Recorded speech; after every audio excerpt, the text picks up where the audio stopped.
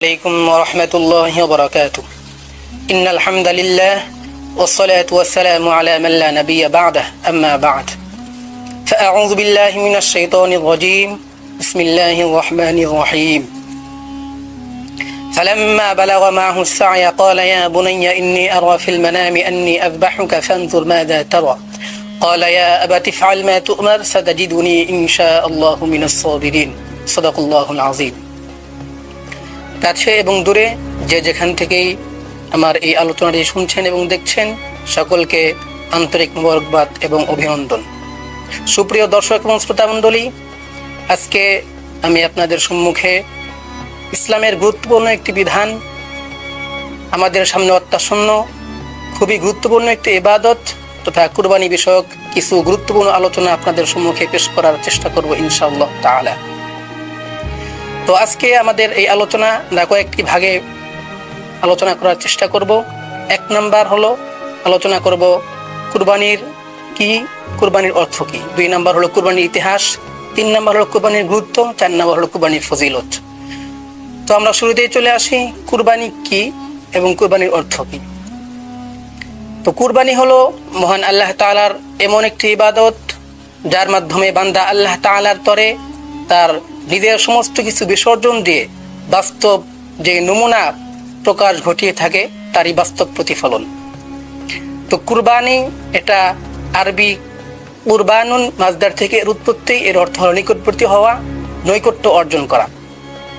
শরিয়াতের পরিভাষায় কুরবানি বলা হয় নির্দিষ্ট দিন তথা জিলহজ মাসের 10, 11, 12 তারিখের সূর্যাস্ত পর্যন্ত নির্দিষ্ট কিছু পশু জন্তু তথা উট, গরু, ছাগল ইত্যাদি জবেহের মাধ্যমে বান্দা আল্লাহ তাআলার সন্তুষ্টি লাভের যে আশা করে তাকে কুরবানি বলা হয়।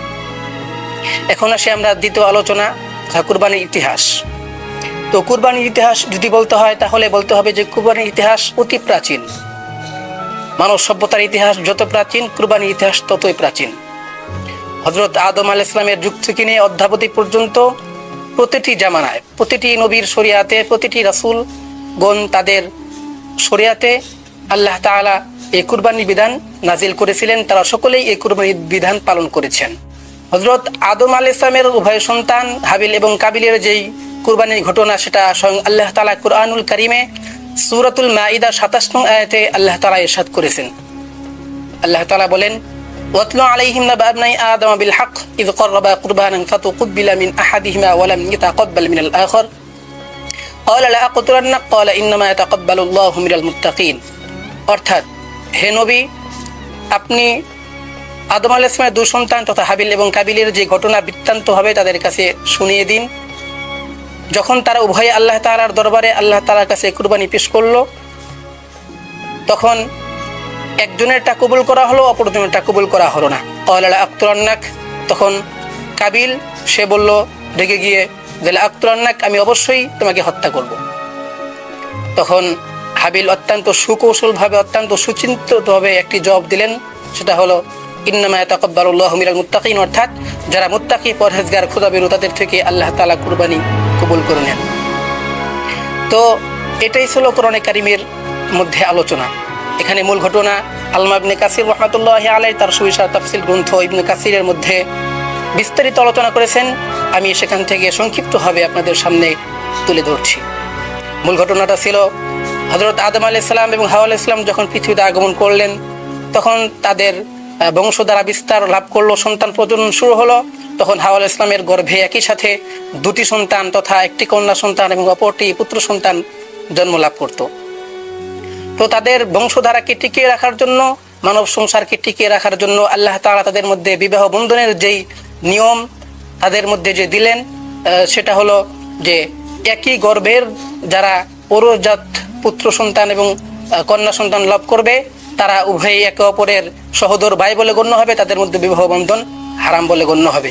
কিন্তু অপর গর্ভের যারা হবে তাদের মধ্যে বিবাহ বন্ধন হারাম হবে না, বরং হালাল এবং বৈধ হবে। তো এই অনুযায়ী হাবিল এবং কাবিল তারা উভয়ই দুই গর্ভের ছিলেন।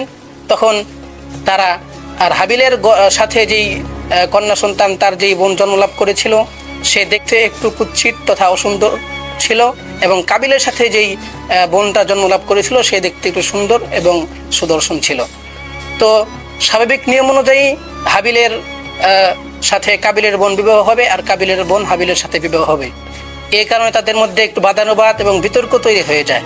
তখন তারা উভয়ে তাদের পিতা হযরত আদম আলাইহিস সালামের কাছে গেলেন তাদের এই বিবাদ মীমাংসা করার জন্য। তখন আদম আলাইহিস সালাম তাদের এই বিবাদ মীমাংসা করার জন্য আল্লাহ তাআলার দরবারে, আল্লাহ তাআলার কাছে কুরবানি পেশ করার জন্য আহ্বান করলেন। তখন তারা উভয়েই আল্লাহ তাআলার জন্য আল্লাহ তাআলার দরবারে তারা নিজেদের যে কুরবানি সেটা পেশ করলো।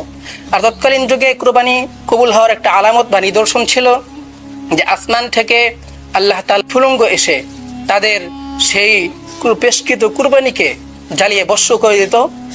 যদি ভস্ম করে দেয় তাহলে সেটা কুরবানি হওয়ার আলামত ছিল। তো যখন তারা উভয়ে তাদের কুরবানিকে পেশ করলো, তখন হাবিলের যেই পেশকৃত কুরবানি ছিল সেটা কবুল হয়ে গেল, কিন্তু কাবিলের যে পেশকৃত কুরবানি ছিল সেটা কবুল হলো না। অতঃপর কাবিল হাবিলকে হত্যা করে ফেলে। এই ছিল মানব সভ্যতার, মানব ইতিহাসের প্রথম কুরবানি, যা কোরআনে কারিমে বিস্তারিতভাবে বর্ণনা হয়ে আছে। তারপর এভাবে হযরত আদম আলাইহিস সালাম থেকে নিয়ে ইব্রাহিম আলাইহিস সালাম পর্যন্ত প্রত্যেকটা যুগে প্রত্যেকটা নবীর শরীয়তে তাদের স্বীয় যুগে তাদের ভিন্ন ভিন্ন পন্থায় কুরবানির বিধান বিদ্যমান ছিল। এখন আসি আমাদের বর্তমান যুগের যে আমরা কুরবানি করি এর ইতিহাস বা এর উৎস কোথা থেকে। তো আমাদের বর্তমান যে আমরা কুরবানি করি যদি বলতে হয় তাহলে সেটা আমাদের জাতির পিতা সাইয়্যিদুনা হযরত ইব্রাহিম আলাইহিস সালামের জামানা থেকেই শুরু হয়েছে। মূল ঘটনা যেটা সেটা কোরআনে কারিমে আল্লাহ তাআলা সূরাতুস সাফফাতের 102 থেকে নিয়ে 107 পর্যন্ত অত্যন্ত সুন্দরভাবে আলোচনা করেছেন। যে আল্লাহ তাআলা বলেন, فلما بلغ معه السعي قال يا بني إني أرى في المنام أني أذبحك فانظر ماذا ترى قال يا أبت افعل ما تؤمر ستجدني إن شاء الله من الصابرين। অর্থাৎ অতঃপর যখন ইসমাঈল আলাইহিস সালাম ছোটাছুটির বয়সে অর্থাৎ প্রাপ্তবয়স্ক হলেন, তখন ইব্রাহিম আলাইহিস সালাম ইসমাঈল আলাইহিস সালামকে বললেন যে আমি স্বপ্নে দেখছি যে আমি তোমাকে কুরবানি করছি, তো এ ব্যাপারে তোমার অভিমত কি, তোমার মতামত কি? তখন ইসমাঈল আলাইহিস সালাম অত্যন্ত সুন্দরভাবে জবাব দিলেন, ক্বালা ইয়া আবাতি ইফআল মা তু'মার সাতাজিদুনি ইনশাআল্লাহু মিনাস সাবিরিন। অর্থাৎ হে আমার পিতা, আপনি যেভাবে নির্দেশিত হয়েছেন, যে নির্দেশ আপনাকে দেওয়া হয়েছে আপনি সেভাবেই আপনার নির্দেশ বাস্তবায়ন করুন, অবশ্যই আপনি আমাকে ধৈর্যশীলদের অন্তর্ভুক্ত পাবেন। তো এই ছিল কোরআনের কাহিনী। এখানে আরো বিস্তারিত ঘটনা আছে, আমি সংক্ষিপ্ত আকারে আপনাদের সামনে তুলে ধরছি। সেটা হলো, মূল ঘটনা ছিল যে হযরত ইব্রাহিম আলাইহিস সালাম যখন তার বয়স 86 বছর, তখন আল্লাহ তাআলা কর্তৃক তাকে কিছুদিন পর যখন তার পুত্র সন্তান ভূমিষ্ঠ হলো, তখন আল্লাহ তাআলা কর্তৃক নির্দেশ হলো যে তুমি তোমার এই পুত্র সন্তান এবং তার মাকে নিয়ে এক উপত্যকা তথা জনমানবহীন শূন্য এক মরুভূমিতে তুমি রেখে আসো। অতঃপর আল্লাহ তাআলার এই নির্দেশ বাস্তবায়নের জন্য, আল্লাহ তাআলার এই নির্দেশ পালনের জন্য ইব্রাহিম আলাইহিস সালাম, ইসমাঈল আলাইহিস সালাম এবং তার মা সেই উপত্যকায় রেখে আসলেন।